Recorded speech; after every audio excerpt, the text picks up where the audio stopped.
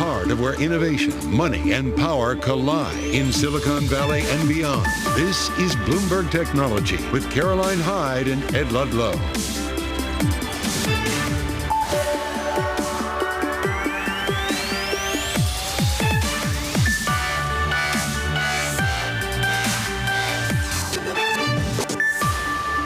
Live from New York and San Francisco, this is Bloomberg Technology.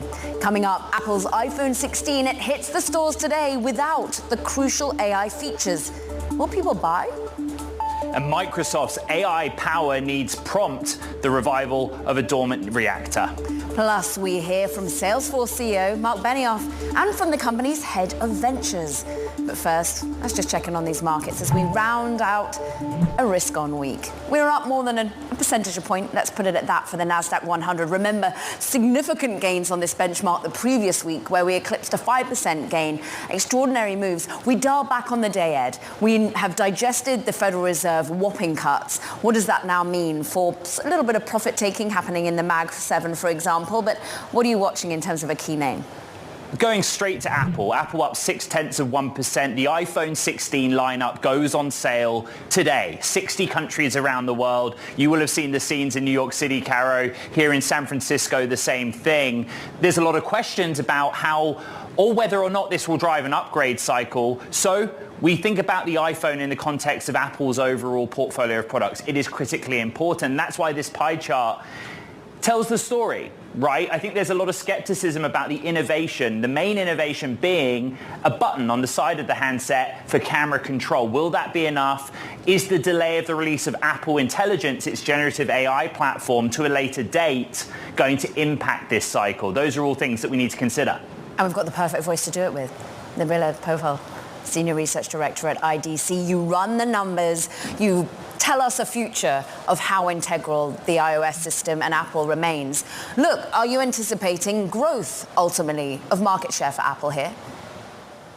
So, we all recognize, right, at the time of launch, right, the features and everything that was announced, it was exciting, but a lot of people were disappointed. However, for those who, really follow the market, I think we all understand it's a long-term play, right? It is definitely a first step for Apple in a long journey and a big step, I think. So long term, we do expect this to, improve and address, impact Apple in a very positive way. But this year, we're not expecting iPhone 16 launch, despite the hype and the marketing and the introduction of Apple Intelligence, even if it's, a little bit rolled out a little later, we don't expect that to cause an upgrade cycle this year. We think things will be slow to pick up. But next year, however, we are expecting a 4% growth for Apple. Why? Why the 4% acceleration?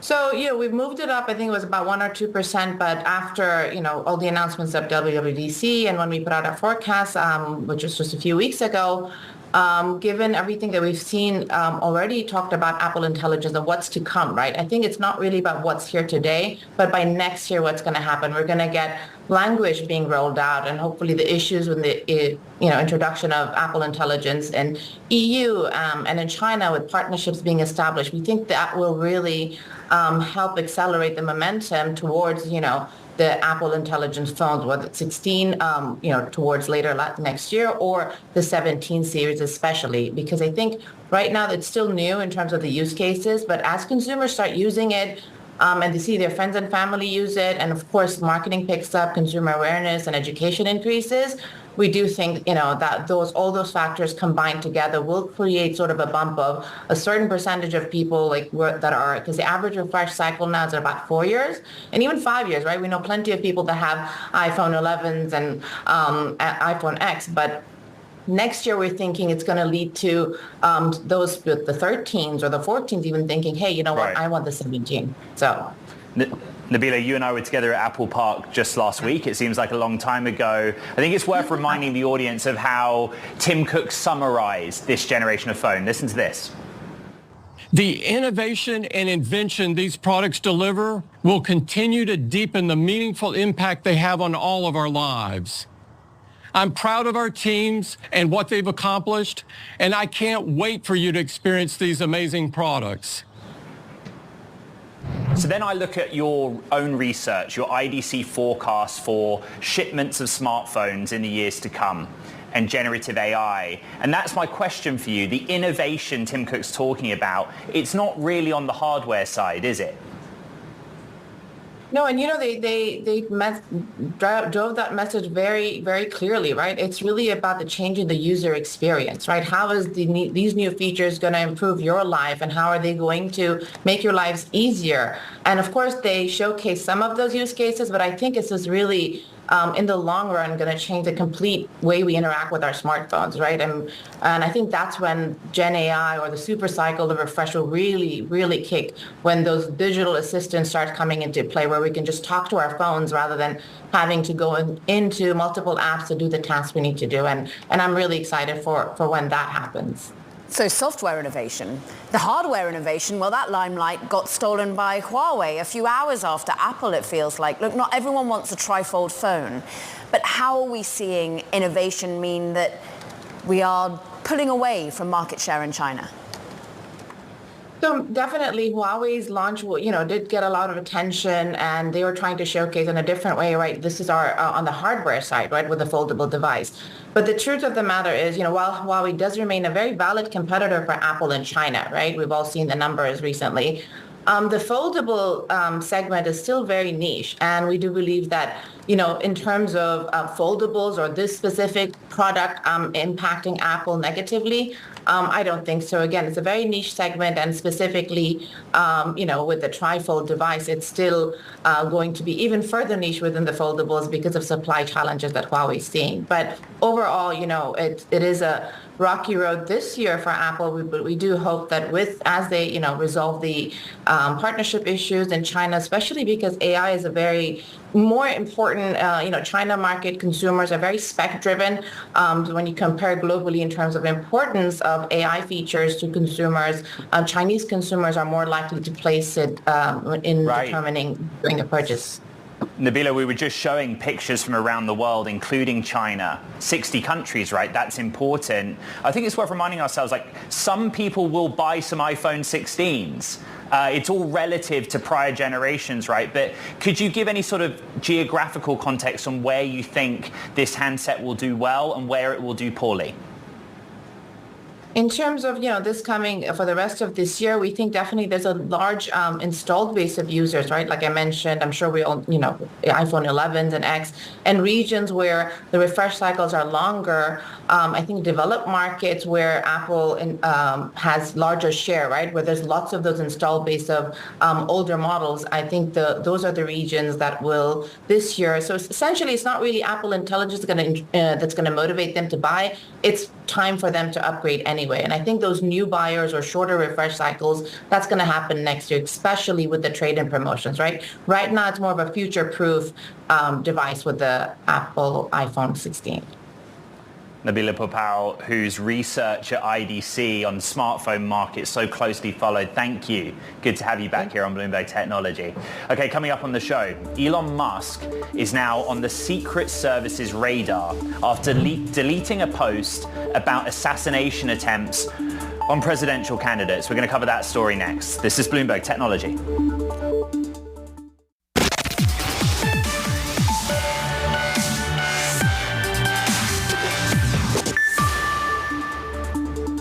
Israel continues to carry out strikes against Lebanon, across Lebanon, stepping up hostilities against Hezbollah. Thousands of pagers and other devices exploding in Lebanon this week mark a new and deadly escalation in the use of supply chains against enemies, an urgency to reduce dependence on technology from rivals. Bloomberg's Dan Flatley covers national security and joined us from Washington. And you've done some deep reporting with colleagues on this idea that, particularly for cheap goods, that when you go across the supply chain and the assembly of these products, they present a risk because they can be weaponized. What did you learn? Yeah, it's a fascinating topic, and obviously what happened in Lebanon with these pagers and walkie-talkies really, I think, crystallized the issue in a lot of people's minds, where before we knew coming out of the pandemic that these supply chains were a big deal because we were worried about the cutoff of critical PPE and other things like that. But this is taking it to a whole nother level. I mean, I think you have to kind of think about this in two categories, right? You have what happened in Lebanon, which was, according to what we've been able to ascertain, Israel has not claimed responsibility for this, but, the sense is that they were involved, obviously. And it was a specific hack and a specific sort of intelligence operation that has been used in various contexts, for a long time. This is probably the most dramatic, outcome of that. But that is something that's been around for a while. And then you have this sort of separate but related issue of supply chains, hacking, critical infrastructure, and both of those two things kind of come together in our story, which sort of explains and looks at how, as supply chains have both been concentrated in some countries like China, for instance, there's a vulnerability there, but at the same time, diversifying your supply chains also creates some vulnerabilities because you have, more entry points for people to kind of exploit. So it's kind of there's not a lot of great options, but I think the one thing that folks that we talked to said was, we just need more visibility into the supply chain, and so that's one of the takeaways.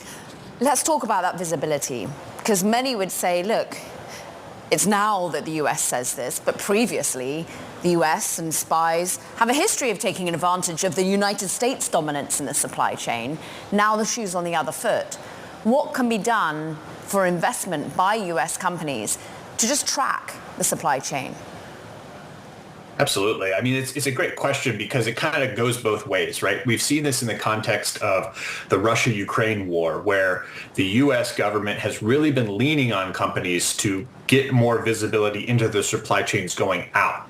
Who are you exporting to? Not only who is your customer, but who's your customer's customer? And there's a big push on that from the government side. And actually on Capitol Hill, a couple of weeks ago, there was a big hearing, and Intel and Texas Instruments and some other companies were really pressed on this. And basically what they were saying was it's very difficult to get that kind of clarity on not just who you're selling to, but who the people that you're selling to are selling to. So that goes out. And then coming in, same problem, because you're not necessarily sourcing, when you're buying a vast quantity of these types of material, semiconductors or whatever, you're not buying it from, you may be buying it from one point, but that vendor is getting it from multiple points. And so it's kind of the double-edged swords of globalization that we're really seeing here. So it's a very difficult problem to solve. This is where the Internet of Things comes in. Bloomberg's Stan Flatley, we really appreciate your time. Thank you. Meanwhile, one of Elon Musk's posts on X is facing an investigation by the Secret Service. Following the latest assassination attempt of former President Donald Trump, Musk took to X, writing, quote, "And no one is even trying to assassinate Biden, Kamala," in a now deleted post. For more, Bloomberg's Dana Hull joins us for more. And you learned about this investigation through Freedom of Information Act requests to the Secret Service. What did you ask for? Well, to back up for a minute, when Elon posts things, they see an incredibly wide audience. He has millions of followers. His tweets are often amplified by others. And what was curious to me was that, he posted this on Sunday and then he deleted it. And I was wondering, why did he delete it? And I deleted it. And I think I actually tweeted at him like, hey, did you get a phone call from the FBI or the Secret Service?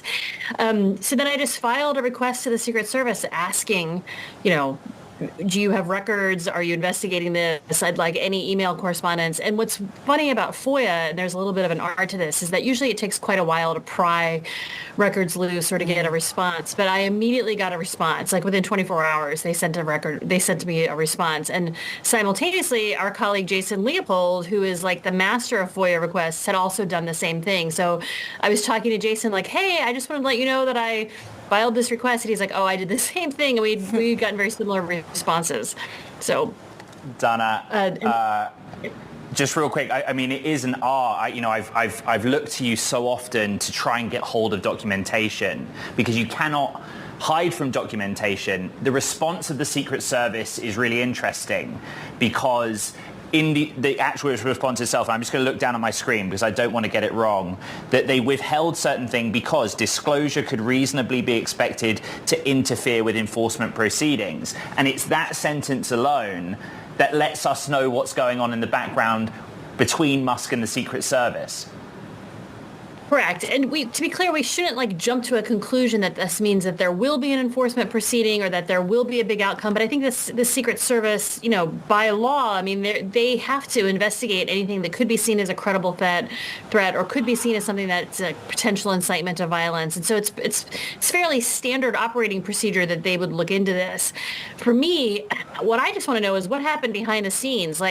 Was he urged to take this down by investors or members of his family or people in his inner circle? Was there a whole back and forth, with campaigns? Or did the Secret Service call him on the phone and be like, hey, buddy, this is maybe not so great? I just would love to know exactly what happened in terms of what inspired him to take it down, because he got quite a lot of backlash and it was up for several hours. Anna Hull, the art of reporting. Thank you. Now, Palantir has won a $100 million contract that will extend access to AI targeting tools to more US military personnel via the company's digital warfare platform. Now, this will help create a picture of the same battlefield on thousands of digital screens simultaneously. And it's been used by the US military to help identify targets for airstrikes in the Middle East this year. Bloomberg is reporting that.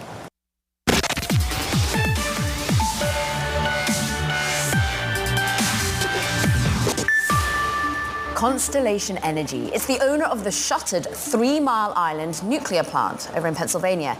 It's hitting record highs in terms of its share price because it's going to restart the reactor and sell its output to Microsoft to power, you guessed it, artificial intelligence. Bloomberg's Dina Bass reported on this. And actually, there is this flurry need for energy. And we're turning to nuclear now? Absolutely, because it's not just energy that Microsoft, Amazon, Google, and all the cloud hyperscalers are looking for. They want clean energy. And, I think often we talk about solar and wind. Nuclear is also clean. It has some different components. It's always on, whereas wind and solar are a bit more variable. That's both a strength and weakness. One of the reasons Constellation had shut down this site 5 years ago is that they didn't have, the customer demand for that always on. Because for green energy, people were trying to pair things with solar and wind, which are, again, more variable. In comes Microsoft, right, which needs, tremendous amount of clean energy to run its ever-expanding fleet of data centers and meet its climate pledges. And those data centers always need to be on. So, Microsoft Energy Chief Bobby Hollis told me it's a good match. It's an interesting deal for Constellation. Obviously, Constellation's shares are up significantly. They have to invest $1.6 billion, but they get a customer who's pledging or contractually obliged to buy energy for 20 years. That's the mechanics of the deal. But I guess we have short memories, right, Dina? I remember, let's say 2 years ago, when not just Microsoft, but Amazon as well, had very ambitious energy and climate targets, right? How much is that a priority for Microsoft? So this has been a real issue for Microsoft. They still have these climate targets. One is, all data centers running on green energy by 2025. And the other, which is the one that they're really not sure they can make at this point because of AI, which is their pledge to be carbon negative by 2030. They told us last spring that pledge has been imperiled by the dramatic expansion in AI. So the deal today helps them, but it doesn't help them on the hardest problem. The deal today gives them green energy, and so it helps them with the green energy goal. But the biggest reason they are worried about their carbon negative by 2030 goal is embodied emissions from concrete, steel, and chips, which are used in these data centers. So, this part of the deal today, that does not help them with that. That is, as Bobby Hollis told me, a harder problem. Bloomberg's Dina Bass on an important deal, but also important development in the world of AI. Thank you. Let's focus on the Xbox side of Microsoft's business, and in particular how its president, Sarah Bond, is laying the groundwork for the company's next console in a bid to catch up to Sony and Nintendo. Bloomberg's Cecilia D'Anastasio joins us now. This is a deep dive into Sarah Bond, a relative outsider, but now in what's a massive gaming company, or ARM. She's really important. What is she trying to do? Sarah Bond is trying to move the Xbox business beyond the Xbox console.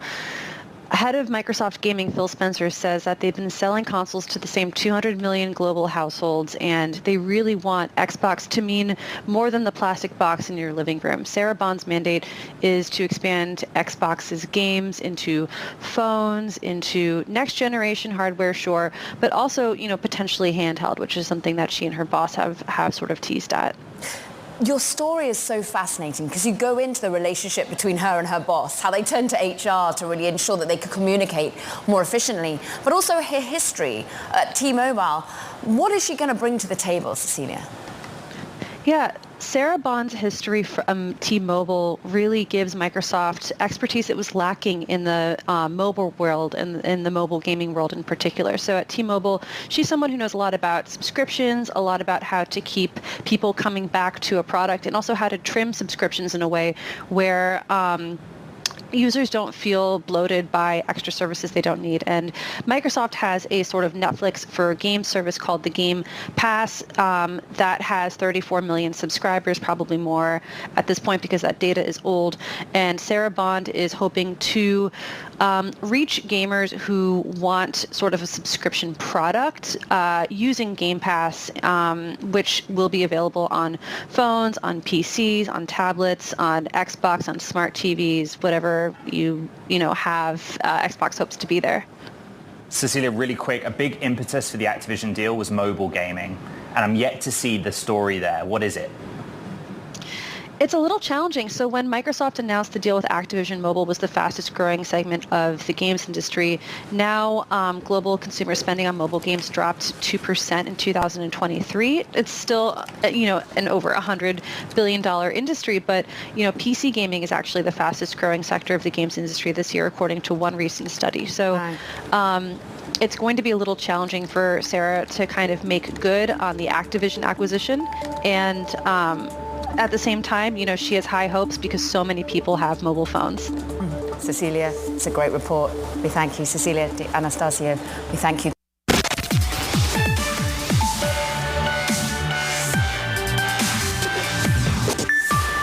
Welcome back to Bloomberg Technology. I'm Caroline Hyde in New York. And I'm Ed Ludlow in San Francisco. Plenty to be discussing when it comes to AI as always, and OpenAI's latest fundraising is near completion, with prospective investors set to find out today whether they'll be part of the deal, sort of according to sources. Bloomberg's Katie Roof has more. Everyone wanting in on this?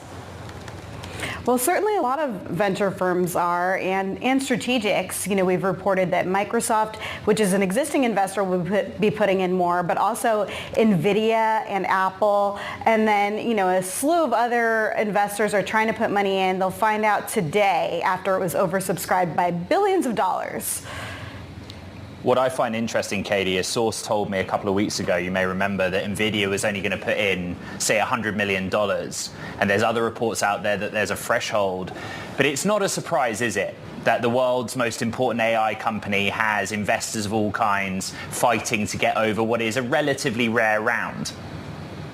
Sure. Well, they raised last year at an $86 billion valuation, so it's a significant premium to that. I think, there's no question there's a lot of demand to be in, this transformative AI company, but at what price? That was the real question, but they've certainly had plenty of demand at this $150 billion pre-money valuation.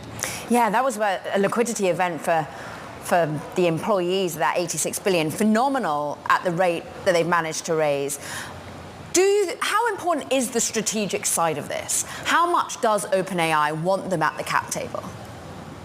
Well, certainly it's good to have trillion-dollar companies in your court. It remains to be seen, what exactly they have in mind, what kinds of partnerships they want to expand upon. But I think that it's a very competitive race to be the leader in AI. And if you have companies like Microsoft, Apple, and NVIDIA betting on you, then it really makes you even more competitive.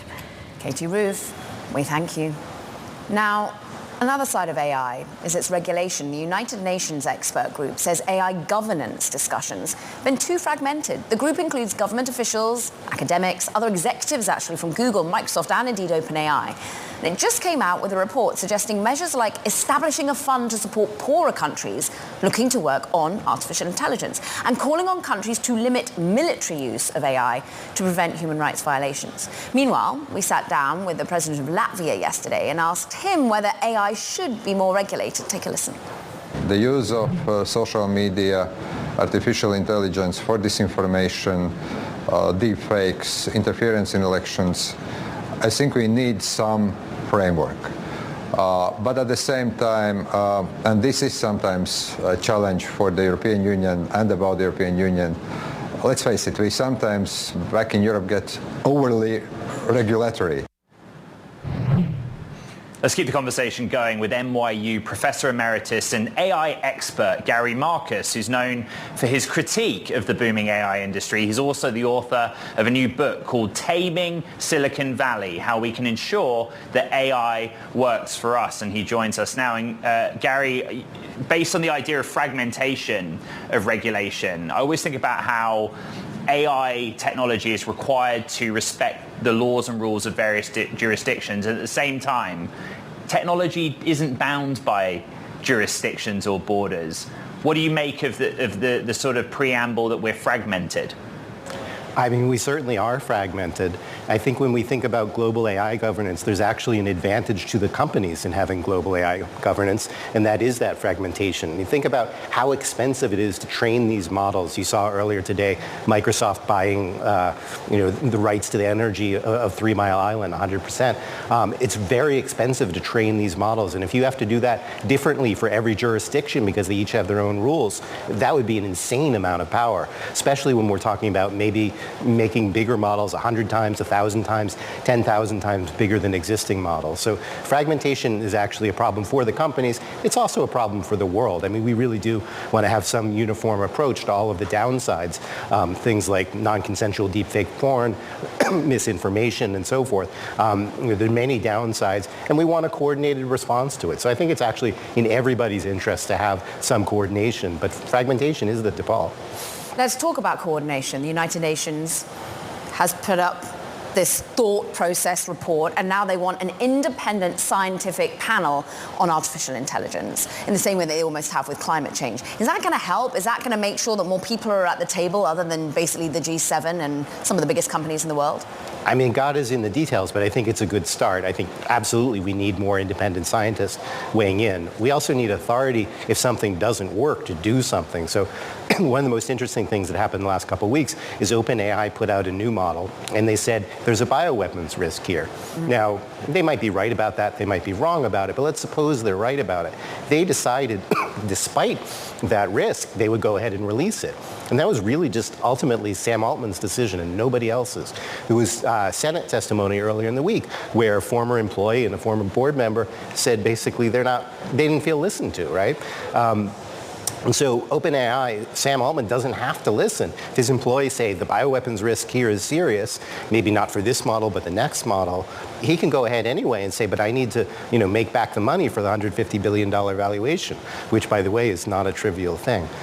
And there's also no outside input. So even if this IPC-like panel says, this is dangerous, there's nothing in the UN that can immediately do anything about it. There's nothing in the US government that can immediately do anything about it. So it's a very good, I think, thought experiment. Like, when this stuff gets worse, who's making these decisions? I mean, but this has happened time and time again.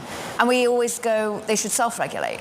And in a way, Sam Altman did just that. You just told me that you're coughing a bit because you're basically exhausted, having written this book in 2 months out of sheer anger, in a way. What's the response to the anger? What's the answer here?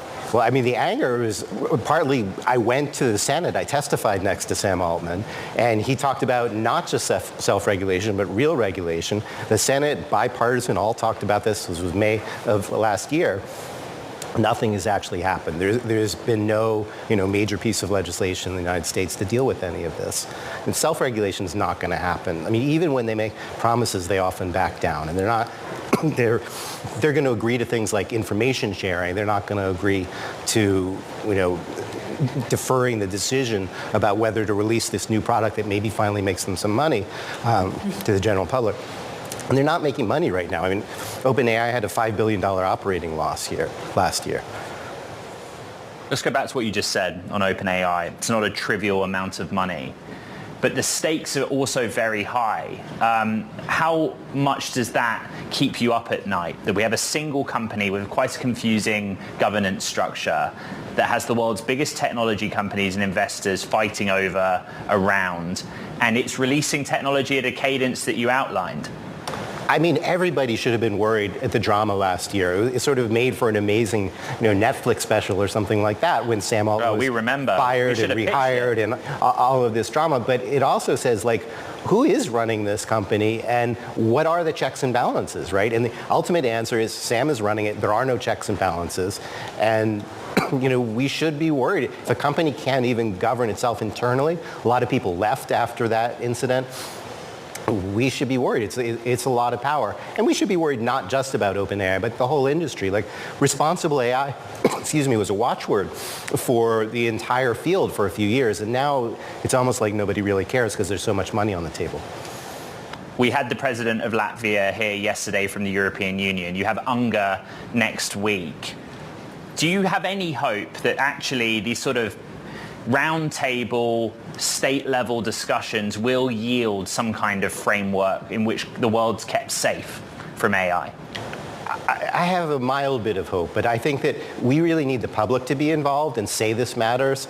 So, politicians always have to weigh competing interests. They get a lot of money from the tech companies. They're involved with the tech companies in various ways. If the public doesn't speak up, I think we will see very light regulation, if any at all. The reason I wrote this book is I think making these decisions is the most important thing that we can do, or one of the most important things we can do in the world in the next few years. Think about what happened with social media. We waited too long and we entrenched a set of practices that now lead to all kinds of polarization, bad for teenage girls and so forth. And it's hard to fix these things. We have to get AI policy right now. AI expert Gary Marcus, so good to have you. We appreciate it. Ed, what are you looking at? I think we should reflect on the week in markets, Caro. I'm going to the Mag 7 index. It's a Bloomberg index of those magnificent 7 names, because we spent a lot of the week talking about them in the context of the Fed, that, okay, we now know where we stand with rates finally being cut by 50 basis points going lower. There's a valuation question around some of those that have had incredible performance in the first half of this year and actually over a longer duration. And then there's the idea of, well, what happens if we do or don't get a recession? It very closely mirrors the NASDAQ 100 that you showed earlier in the show. But yeah, no duh. A lot of the biggest points drivers on that index are the Mag 7 anyway, and it's just interesting to keep our eye on the trajectory of them. Will they continue to be the story in this market? Okay, coming up in the program, we're going to hear from Salesforce CEO Marc Benioff as they launch some new AI tools over at Dreamforce. That conversation's coming up next. This is Bloomberg Technology.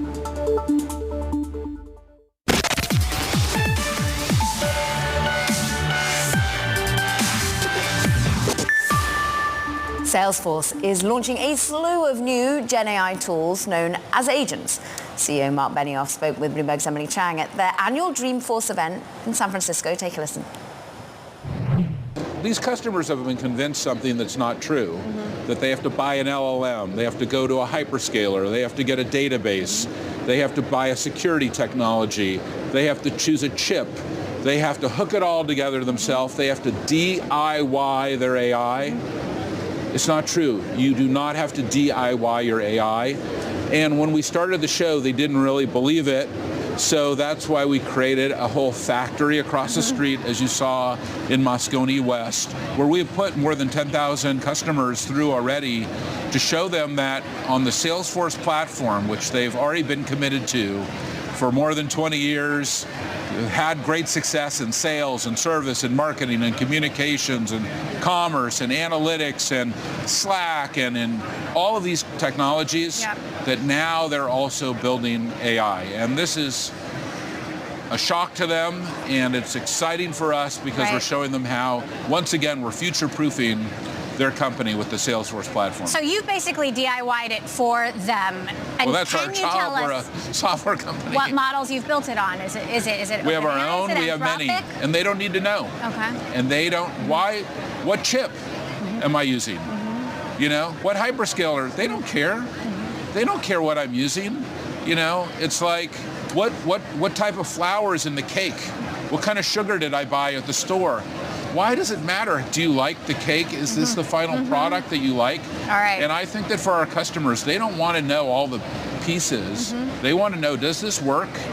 And can they make a greater success for their own companies? That was Salesforce CEO Marc Benioff. Staying with Salesforce, its investment arm, Salesforce Ventures, just announced a $500 million investment fund for AI that is expanding. Here to discuss is John Sommerjai, Salesforce Ventures president. And I just want to do the mechanics of this really quickly. You basically invest now with almost like $1 billion of capital to play with off balance sheet from Salesforce. Right. And you're looking for things that add to what Marc Benioff was just talking about, right? You're looking for the next frontier of an actual Gen AI tool. Exactly. So we feel that AI is one of the most significant innovations in our lifetime. And we're looking for entrepreneurs who are helping to solve business challenges in unprecedented ways that AI allows them to do so. And last year, we announced a $500 million fund. We invested in 24 companies with that money, and we decided to expand it to up to $1 billion now to invest in this very exciting AI innovation. We just listened to Marc Benioff talk about why Salesforce's generative AI offering is better than any company of any size engaging with the GPU provider right through to application layer. And it sounds like they're pretty happy with what they've got to offer. So how can you go and find something new that Salesforce doesn't already have? Well, we're seeing interesting companies develop new business applications that are in new areas. Like, for example, we invested in a company called Runway. And if you're familiar with the Oscar award-winning film, Everything Everywhere All at Once, they used Runway technology to take their editing staff from, normally hundreds of people editing this very complex movie down to a handful of people using their technology. And this is real productivity value that's being delivered.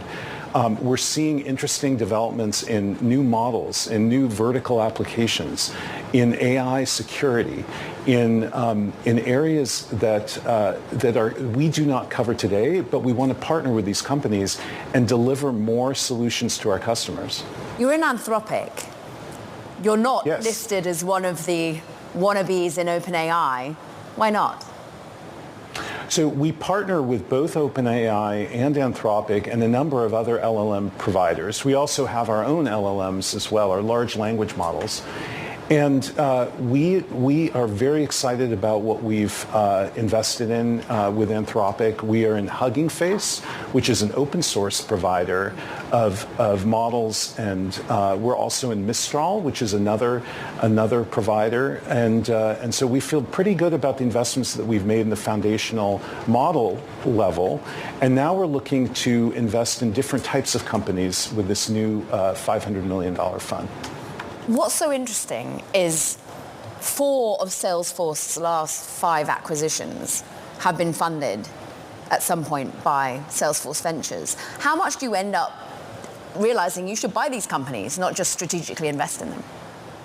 Well, one of the benefits of investing in a company first is that you do get a chance to work with them and see how the technology can help deliver success to your customers. And we do partner very, very well with a lot of the companies that we invest in. But keep in mind, we've made investments in over 630 companies over the past 15 years. We've only acquired 20 of the companies that we've invested in. Wow. So it's a very small minority of the businesses that we've invested in. But we're very excited about some of the recent acquisitions we've made out of the fund. Companies like Spiff, which do incentive compensation management. AirKit, which is a big foundational element of our Agentforce technology. We acquired them last year. Adam Evans, the founder of AirKit, is a 2-time boomerang back to Salesforce. We're really excited to have him. John, tens of thousands of people have descended on our city for Dreamforce. So exciting. I've always thought about it as a customer event. I know loads of people that either work at Salesforce, MuleSoft, or they use CRM, right, historically. For you, what's the week been like in terms of unearthing interesting founders, interesting startups that you might write a check for? I think this week is one of the most exciting weeks I've ever been in San Francisco. The energy in the city is really palpable, and you're seeing CIOs and C-suite executives meeting with entrepreneurs at Dreamforce together all at Moscone Center. We had over 45,000 people in person. And from my perspective, I got to see... I know, the traffic was dreadful last night, by the way. Thank you very much. From my perspective, I got to meet with some fascinating founders who are really redefining the way AI is going to work in the future and solving critical business challenges. So I'm very excited about what I saw this week. John, it's great to have some time with you. Thank you, John Samajai of Salesforce Ventures.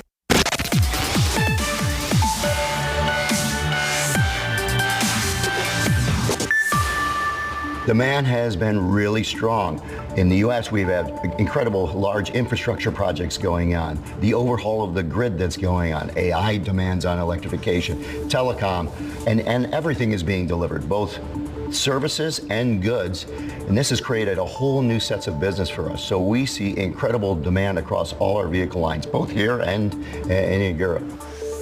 Ford Pro CEO Ted Cannis there talking about the accelerating commercial adoption of EVs. And he's there at the outset of a new and revamped Wall Street Week. With David Weston now joins us because the host of that show that we're about to be able to watch in full later today, David. And Ted Cannis is a friend of yours, of this show, actually. I've seen him on this. He's a character, yeah. But the demand seems insatiable, is what he said. Well, and he's always been somewhat rah-rah, I think you'd agree. But the thing that I didn't really understand until I'd gone out there and talked to him and Jim Farley, the CEO of Ford, is there are two stories about EVs. I'd heard mainly one story, and one of them is the consumer side, which is slowing down all around the world, frankly. And then there's the commercial side, these delivery vans and emergency vehicles, and that one is just as robust as ever. And as you know, Ford has a significant advantage in that. They have something like 40% market share in that market. I think the thing you learn about the EV industry is it's complicated, David. You make that point so well. So how do we take that to Wall Street Week? There's always a money story behind everything. And within an industry, and even on Wall Street, there's a culture story behind it. How are you going to tell us that? The question is really, that is the larger story. You're exactly right, Ed. The question is, what does this mean for an auto industry, a Detroit auto industry that's trying to rebound from some very dark days, as you know, back in the 80s and the 90s, and actually going to the brink of extinction during the Great Financial Crisis. What does that mean? They think that the EV impetus will really drive them. They're having a little trouble on the consumer side, but Ford particularly is relying heavily on the commercial side. So it really raises the question for investors, is this a good investment or not? Is this someplace you want to put your money or not into this resurgent auto industry? And one of the things we talk about with Jim Farley particularly is China, and China coming on the scene and the very high quality, very low cost, something he says is a little bit like Toyota, because he used to work, as you know, Jim Farley, at Toyota, even though he comes from Detroit. Right. He worked for Toyota. He saw those bad old days. It's going to be fascinating. China, important for higher education. You delve into that sector as well as the business of restaurants. You don't want to miss it. Wall Street Week, later at David Weston. 6 p.m. New York time. That does it, though, for this edition of Bloomberg Technology. Ed. What a week in technology. Recap on the podcast. You know exactly where to find it. From New York and SF, this is Bloomberg.